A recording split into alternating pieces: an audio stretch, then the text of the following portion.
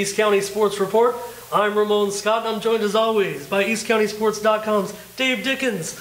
Dave, we brought a couple of Granite Hills Eagles. We kept it in-house here with Carl Danielson and the Granite Hills Multimedia Journalism course, and brought in CRIS OSTRENG, senior quarterback of the Eagles, and Dylan Rutter, two-way player, safety, and wide receiver, both of them big stars last week, Dave. Chris was the UT Athlete of the Week for his performance, leading the Eagles to the victory, and Dylan was our Defensive Player of the Week, but he did it on both ends. He caught a touchdown pass, and he had that key interception at the end of the game when Poway got several chances to try to win the game, and we'll ask Dylan about that later and what everyone was thinking in that crazy sequence. But Dave, the Eagles are going to take on Mount Carmel this week. It's a game they can win, but it's a great season for the Eagles, a great start. Let's get to know these guys a bit. Yeah, that's right.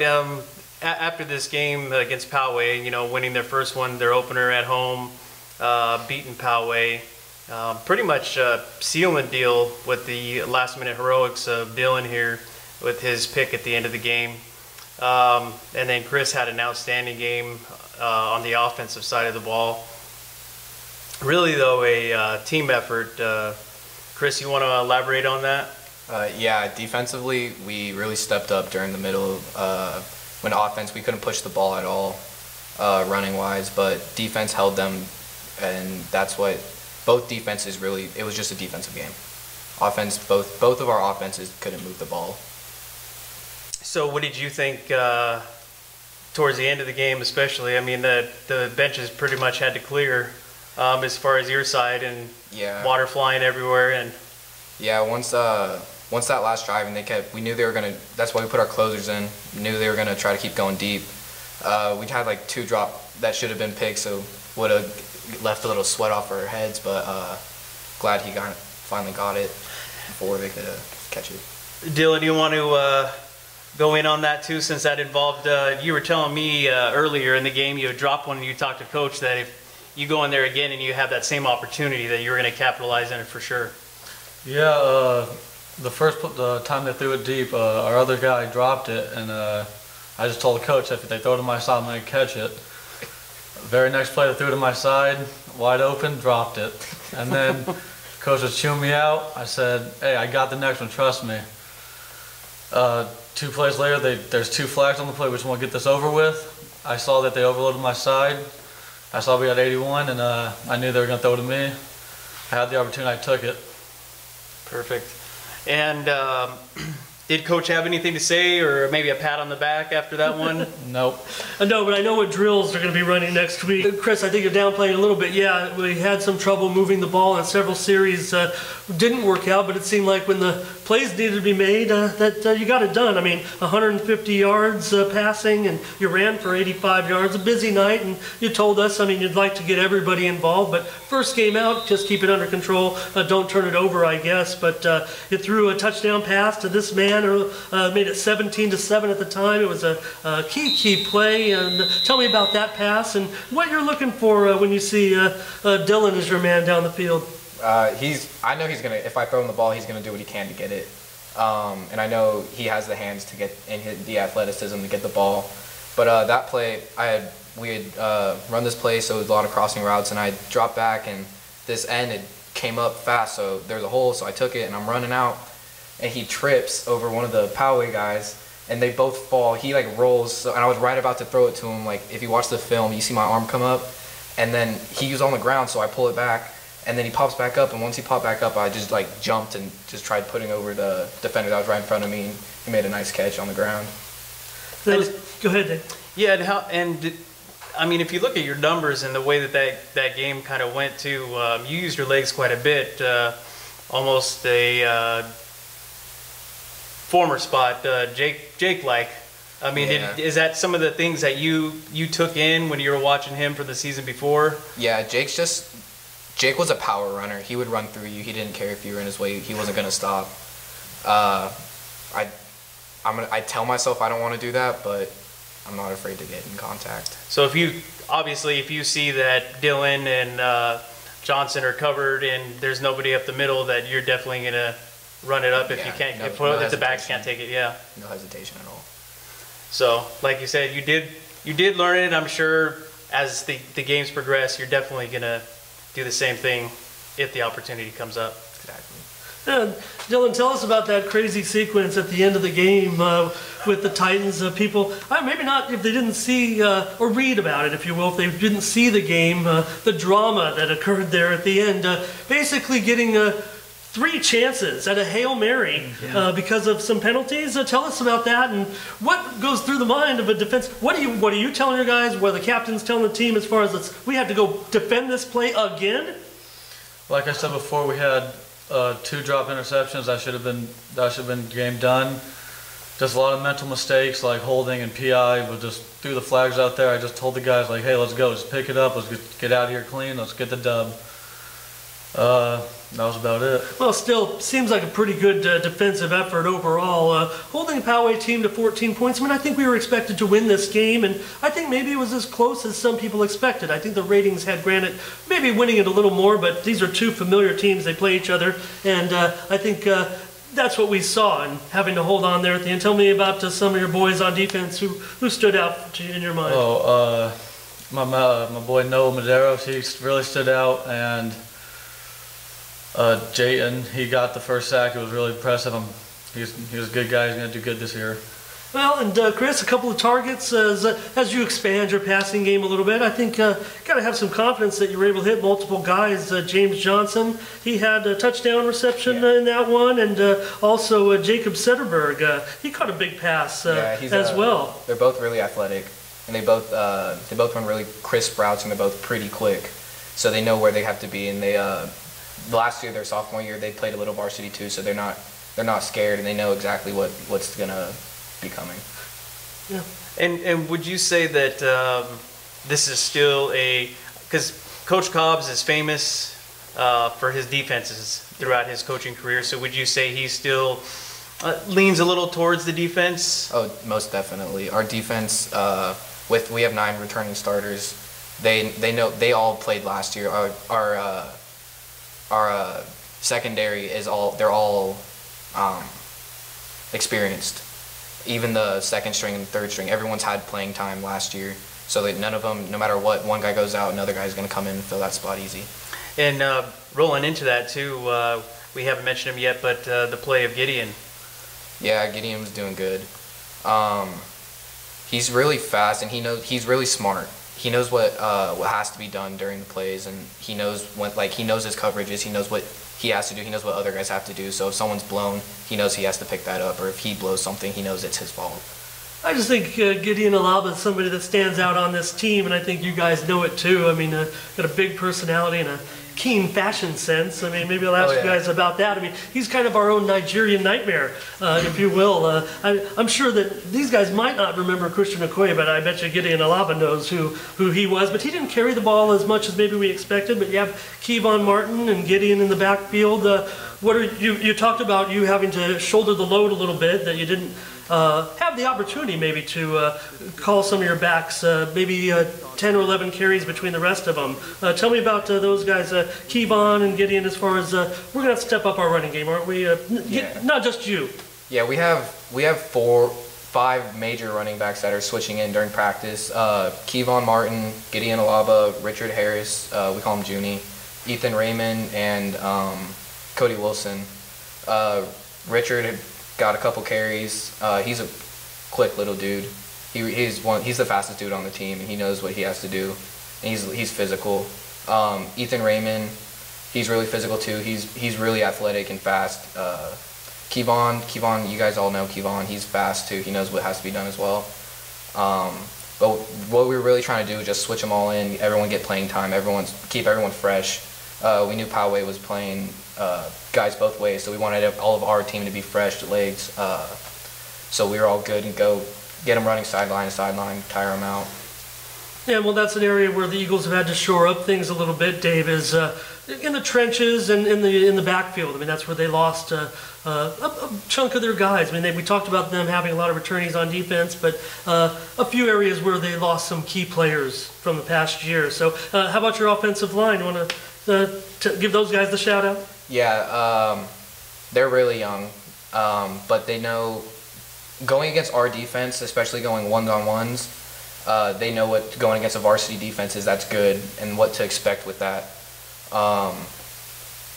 Damian Hidalgo has playing time from last year. Mikhail Gasaway is really smart. He knows what everybody has to do on the team. Zoquero, he's playing center now. He plays as a linebacker as well. He's a big boy. He's a strong. He gets that push. Martin Davis, he's a junior, so it's his first year starting on varsity. But he's a big boy and he'll get in your way. We've got a couple guys that are ineligible right now, but coming to the end of the season, you guys are going to see a different line. Yeah, you mentioned Cuero. He got second team All-League last year, so he's definitely going to be a major player for them going forward. And one more that we're actually forgetting about that made a lot of noise last year, and I'm sure he's going to do so this year, is Ethan Bishop. Yeah, Ethan, he's a hell of a player. He's that energetic dude that he messes up, he's going to get right back there and get in the guy's face. No matter what, he's going to make a play. Even if he misses the tackle, he's going to make sure he hits someone. And like any pile up, he's going to be one at the bottom. Yeah. Second team All-East County last year, and he's definitely a candidate for an All-CIF spot this year on defense. Well, Dave, the Sun Devils of Mount Carmel are going to be the opponent for Granite Hills this week, and they're not to be overlooked. This is still Mount Carmel, but they did lose 57-3 to Valley Center last week, and we know the Eagles, they beat that same Jaguar team in the Division II quarterfinals. Valley Center last year, that great game, the road win in the playoffs, avenging that loss to that team. So I think Mount Carmel is definitely beatable, even though we're on the road. The ratings have the Eagles considerably favored in this game. Mount Carmel rushed for only 38 yards last week, and more than half of their offense came on a 72-yard completion, and they still failed to get in the end zone. So we want to be respectful of our opponents here, but maybe I'd ask these guys to plug their ears. I mean, I got the Eagles by 3 touchdowns. Yeah, I definitely agree, especially after you consider the Valley Center loss. And I mean, a loss is a loss. I mean, either way you look at it, but considering that they did lose to Valley Center, which you guys did take care of last year, with a somewhat different team, but I definitely have the Eagles at least by 14. And just want to touch real quick, too, while we're on that, how do you guys feel about that change from the Valley to the Hills League? And we'll start with you, Chris. I'm excited for it. Going back, all 3 years I've been on varsity, we've dominated that league, or the Valley League. So now we're glad we have to be bigger opponents, tougher opponents. The games we're going to win and lose are going to mean a lot more. We thought we were going D1 this year too, then we got dropped back down. So we were excited for that. But I'm glad we have Steel, LCAP, Helix, Grossmont, all of them in our league. Yeah, I mean, because like you said, you got those quality opponents now. Because the naysayers might say, oh, well, you won 3 Grossmont Valley League title, big deal. But at the same time, we all know that was a tough league that you guys fought in, and you did win, and that's something to say about Granite Hills. But to rise up into the Hills League already and be undefeated up there with Grossmont, that's saying something. So now if you can take that victory over to Mount Carmel and get another W, that definitely starts you off on the right foot and propel you into that league play shortly.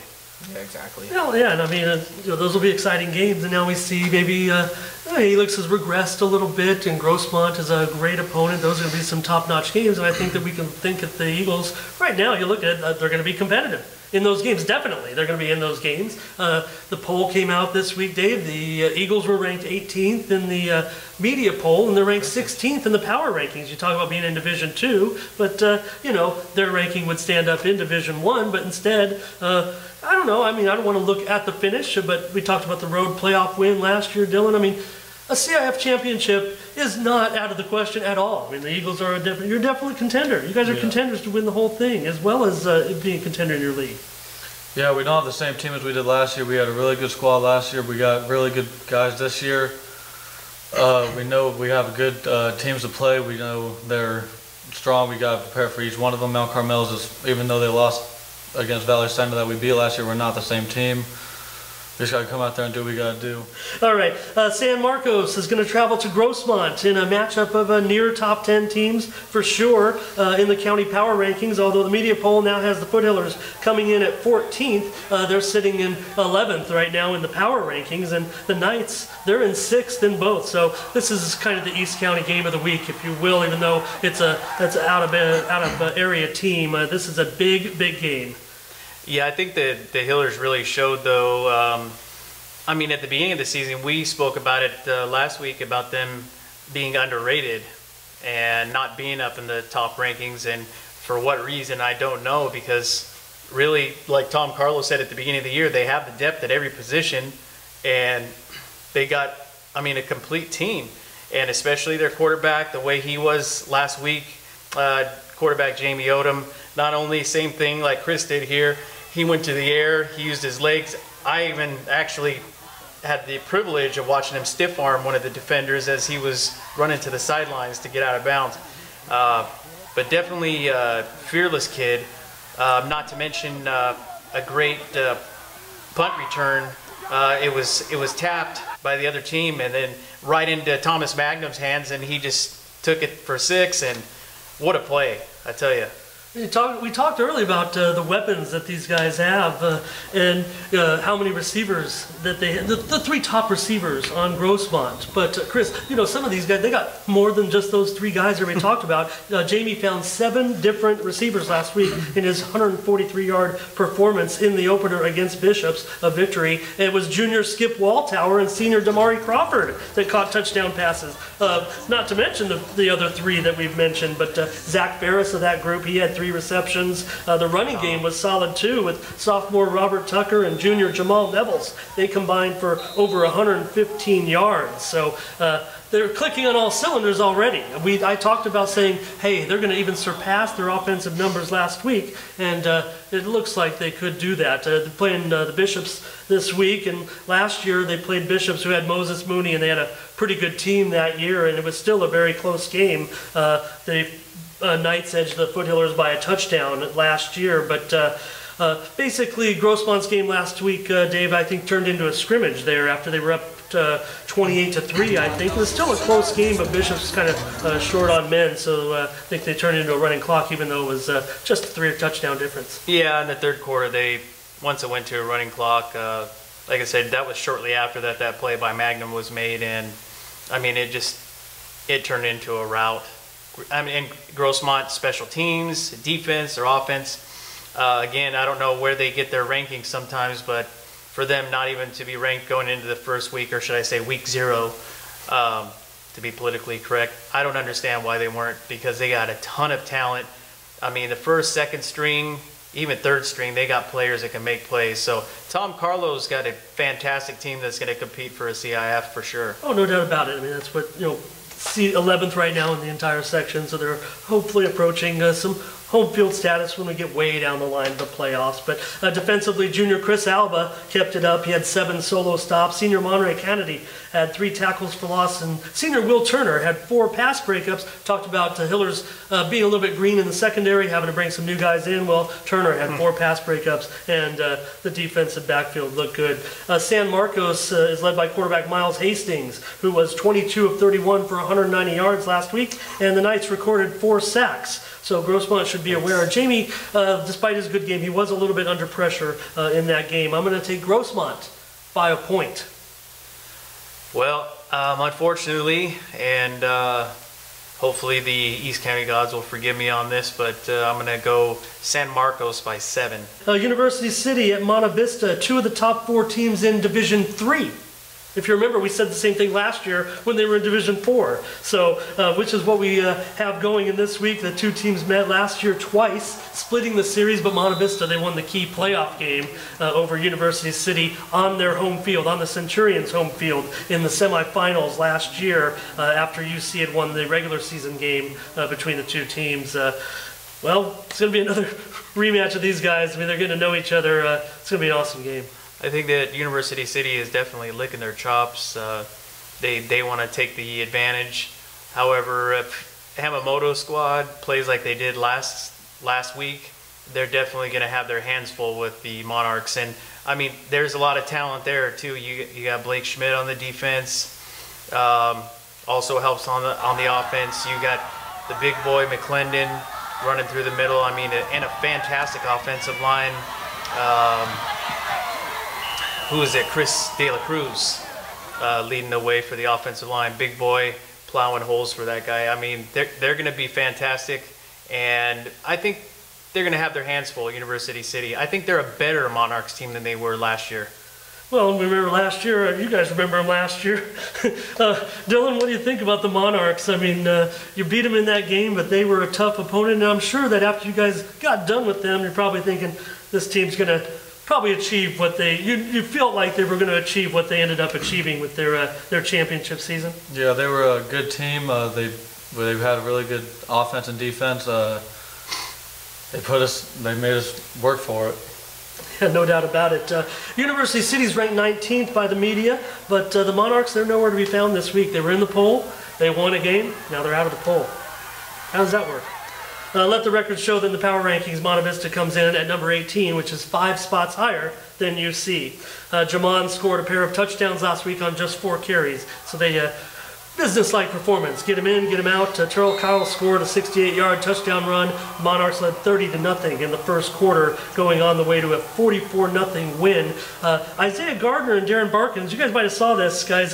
They had nearly identical pick sixes. The ball was tipped, grabbed it right about just inside the 50, ran down the left hash mark for a touchdown. Gardner did it, then Barkins did it. Almost looked like a replay. I thought it was an editing error, but it was 2 returns for touchdown in that. UC has several talented players we talked about last week prior to their win over Valhalla, including quarterback Gunnar Gray, who was one of those athletes of the week at the UT. You had to be impressed with his numbers. His arsenal includes Casey Grandford, Zilani Rico, and Tariq Jefferson. I mentioned a player last week that had gone on and graduated, but that's because University of City's got all these offensive players. I can't even keep them all straight. Dave, the Monarchs have the experience, I think, in the secondary to kind of wrap up those guys and still keep the reins on University City. I have Monte Vista winning this one by a touchdown. I'm definitely going to agree with you by 7 for sure. I think Hamamoto is the key to their success as well. I mean, they do have the players, but they got one of the best skippers in the East County. The West Hills Wolfpack are going to take on the Valhalla Norsemen in an all-East County matchup. The Wolfpack went out to El Centro and knocked out those Southwest Eagles 23-3. Pretty much behind the awesome effort led by Jake Mayhew on defense and running the ball as well. But it was a team effort, especially defensively, holding Southwest to just 3 points. I think by beating last year's Division III champs on their home turf, that should signal that West Hills is a serious contender for a CIF championship in Division III, joining teams like the Monte Vista Monarchs. Absolutely. I mean, West Hills started out the season the same way that they did this season, and they actually had El Centro at home. Not a good outcome. They stayed with them until about the 4th quarter. Unfortunately, Southwest was able to pull it out, but I think that was part of the revenge package that Coach Ash put together with the team, and he does, I'll say he's one of the more disciplined coaches in the league, and everything is together. There is no individuals as far as he's concerned. But I think we're also overshadowing the quarterback Jordan Young. He was doing fantastic. He's same thing, moving the ball with his legs, moving it down the field. He's definitely a seasoned quarterback, if you will.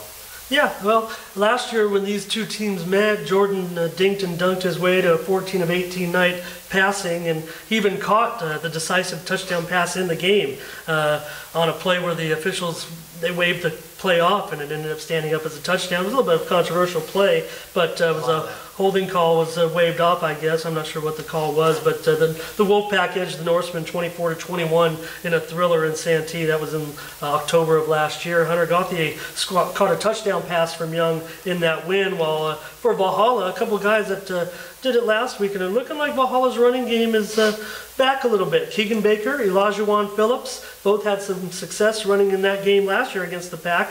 Baker scored 2 touchdowns as both teams had 230 yards of total offense. I want to mention also explosive kick returner Kiar Worthy. He had a 96-yard touchdown return last week in the loss to UC, and he also recorded an interception. Valhalla's quarterback appears to be Luke Pillsbury. I have West Hills winning this one by 4 points. Yeah, I'm going to actually go out on a limb and just due to last year and going into this year for Valhalla, I'm not sure of their identity yet. That's not saying that they're not going to rise. But after the Wolfpack's performance, I'm going to go Wolfpack by 10. Arroyo Grande travels to face Helix. Number 1 ranked Helix is 4th currently in the media poll. And I say number 1 ranked, Dave, because if you look at the power rankings, despite a 43-3 loss at the Cajon Cowboys, the 11th ranked team in the state, the Helix Highlanders are still atop the computer rankings. So I know that we have issues here and there with the computers, but they rank strength of schedule as the key. And Helix, as I mentioned, Helix could have a couple losses. They play a very tough game next week. This is a must-win game, and this Arroyo Grande team is not bad at all. I mean, they're a good program, and they're coming in. Helix, Elion Noah was injured late in the first quarter when the score was 8-3. Looks like he had a concussion. I think that's going to make him doubtful for this week's game. When he left the game, that changed the Highlanders' approach completely. And from that point, I mean, Cajon was just too powerful. They're one of the best teams, I think, in the whole state, obviously. And with some of their talent they have, I mean, they're one of the best teams in the country, it looks like to me. Well, you know, talking to Coach Owens at the beginning of the season, this was about 2 weeks ago, that was his attack for the first game of the season, was definitely to go with Elian Noah and pounding the ball inside. They have the offensive line to do it, and obviously he has the technique and the size to do it. So when they did take, obviously, Cajon knew what they were doing. They took him away from the equation, and that put more pressure on the quarterback. So they weren't sure yet what they were going to do as far as leading the team behind center. So obviously Cajon did their homework. I mean, hard to think that Helix could be searching for that identity right now, especially if Noah is out this game. But quarterbacks Daniel Lamont and Delshawn Traylor both appeared in the game, and they were under pressure against an elite opponent.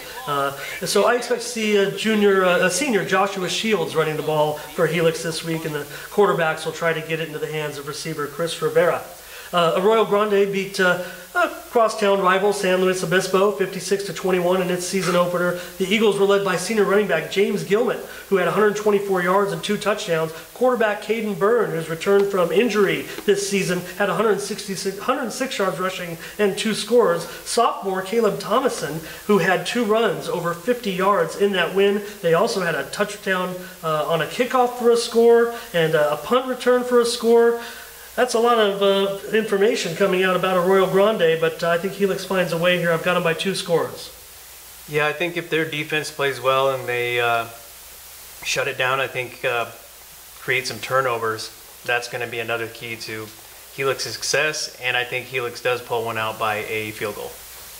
Guys, a team you guys are pretty familiar with over the years, the Steel Canyon Cougars. They're going to host Brawley. They're sectional rival Brawley in a way, if you will. The Cougars came back from an early 14-point deficit to pull within a point of Carlsbad in last week's game, but the Lancers took advantage of some turnovers to pull away. Despite Wes Neely, his 98-yard kickoff return, he was as advertised in that one, showing off that speed that we're awaiting. And quarterback Nathan Barnett had 152 yards of total offense, including a touchdown. Dave, despite falling out of the county poll entirely, it should be noted that the Cougars are still ranked 10th in the power rankings, 1 notch ahead of Grossmont. Yeah, absolutely, and I think Coach Longerbone put it best. We're going to bounce back from this. We just got to capitalize on some mistakes that we made. He wasn't given as much credit to the opponent, but him being his own opponent.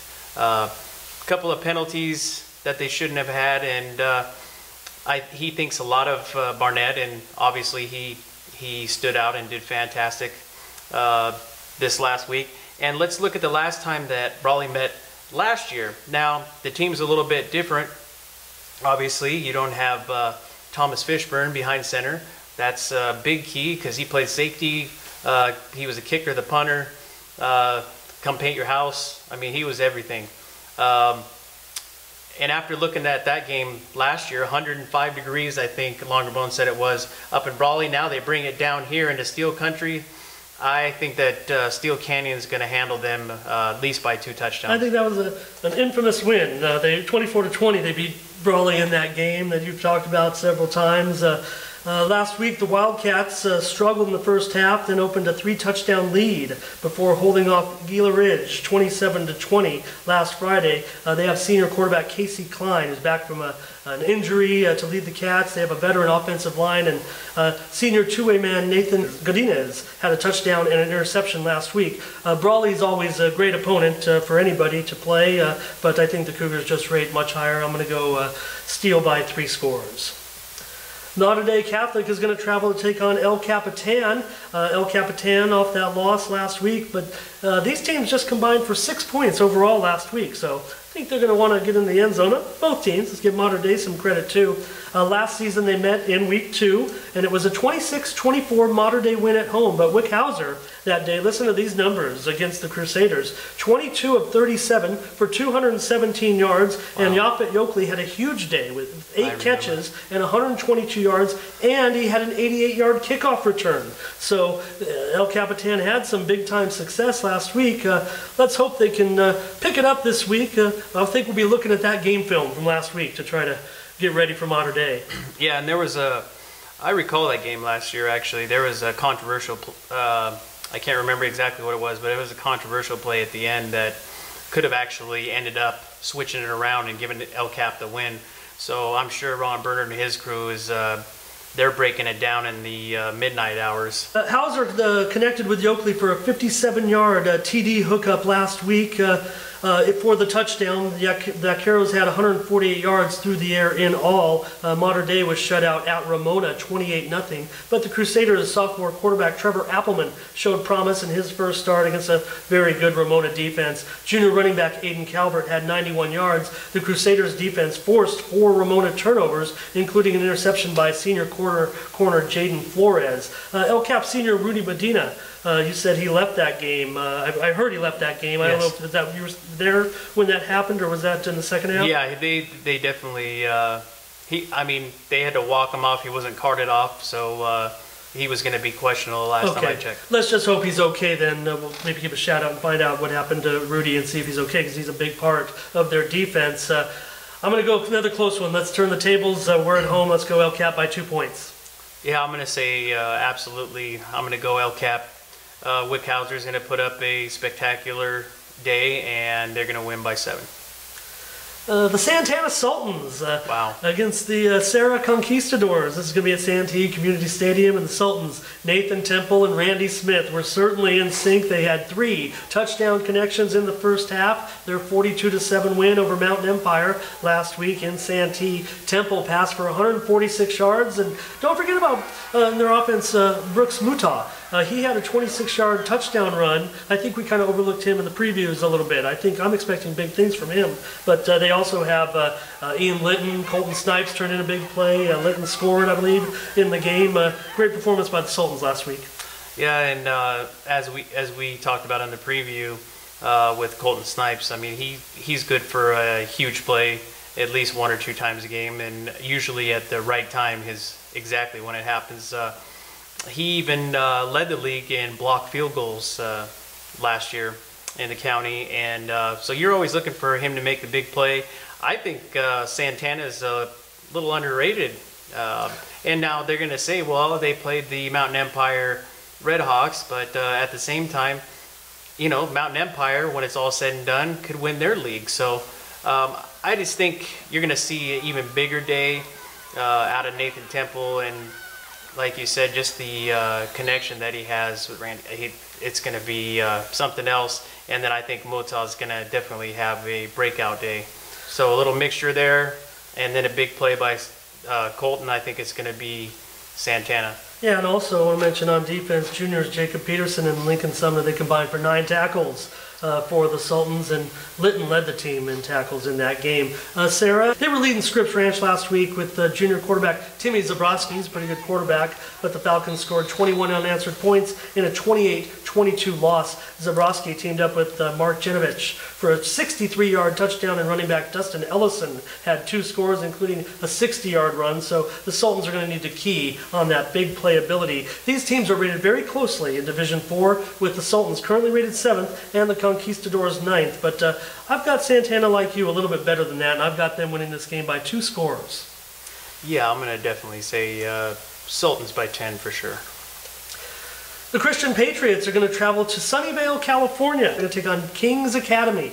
I think this will be a little bit different than their trip to Boron last year. I think Kings Academy is a little bit better, so it'll be a more reasonable game. But the Patriots are probably going to win this game. They're going to face the Knights of the Central Section, and this is the Knights' season opener. They went 4-6 last season, but they did win 4 of their last 5 games and have a veteran coach, Pete Laborado, who is an older gentleman, and he took this job last year. So, I mean, he's in it. I mean, he's in this because he wants to be in it, and he's turned around the program, turned back the program around very quickly. Christian senior quarterback Owen Easley passed for 150 yards on 12 of 22 last week. He rushed for 2 scores. And senior Alexander Gonzalez, he had 6 catches, including 1 for 61 yards and an 88 kickoff return. Dave, you said Gonzo was just being Gonzo. Absolutely. I mean, whether he was catching one for a big chunk or whether he was barreling through defensive lines, he was just unstoppable. I think Owen gave him most of the credit. He said, you know, I made a few mistakes myself, and Alex was able to bail me out on quite a few. I mean, just the power running that he did against El Cap's defense was phenomenal, and then the return was second to none. So I'm looking for the same this week from Gonzalez. And let's give credit to some of the offensive line as well for making some of those holes for him to cut through. And definitely I'm seeing a better performance that offensive line holds up from Owen Easley. Senior Javier Jimenez rushed for 81 yards and caught 4 passes last week. And Bryce Ripple, he had an interception and a rushing touchdown. So pretty good performance there. Want to mention for the opponents, Kings Academy, senior back Braylon Lux had over 900 yards of total offense and 13 touchdowns last season. They run the ball at a 2-to-1 ratio, so I don't think that it'll be like the Boron game last year. I got the Patriots winning this one by 17. Yeah, I'm definitely going to say with the veteran coaching that we also forget that the Patriots have with David Beezer, and I think it's, what is it, his 15th or his 19th year? Longer than that, I don't know. Yeah, so, I mean, the veteran coaching and, you know, I think it's, don't get me wrong, the players are great, but I think it comes down to a system that they have at Christian High School, too, that works well. And so I have Christian by 2 touchdowns. Dave, El Cajon Valley is going to travel out to the island to take on Kurt Hines and the Coronado Islanders, but, hey, there's a Malone at quarterback at El Cajon Valley now, I think. After last week, Joe Malone, he rushed for a 40-yard touchdown. He completed a 46-yard pass to Brandon Robinson. The Braves got beat last week in their opener for new head coach Nick Osborne, the former San Diego State Aztec. But he said that, Coach said that Malone stepped in, played with confidence in that game. So they just ran into Francis Parker and Ryan Sanborn, who just happened to throw 3 touchdown passes and run for 3 more.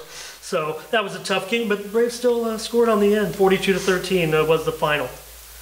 Yeah, I'm not too sure on the Braves yet, but like I said at the beginning of the season, they look like a more disciplined team. And they're trying to change the culture over there. Not the same, oh great, we're going to play El Cajon Valley. They want to be thought of as a team that goes out there and gives 150%.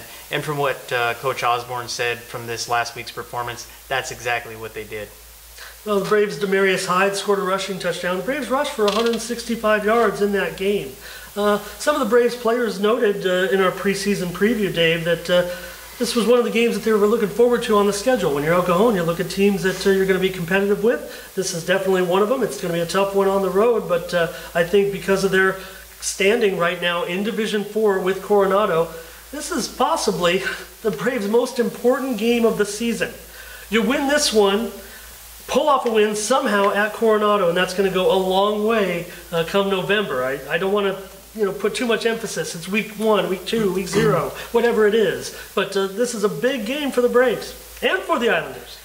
Yeah, the one thing I noticed while I was out there too, prior to speaking with the players and Coach Osborne, is he was letting him know, and that I'm sure it's going to follow suit this week, every road game, that he doesn't want any headsets on.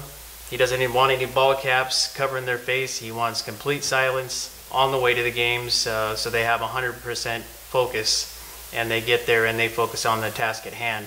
These two aren't separated by much on paper, but the Braves have something to prove. I've got the Islanders by 2 scores.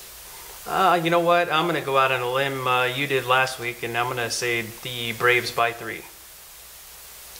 Dave, the Mountain Empire Redhawks, we mentioned their game against Santana, but they're going to take on San Ysidro this week, but they're going to get the Cougars at home.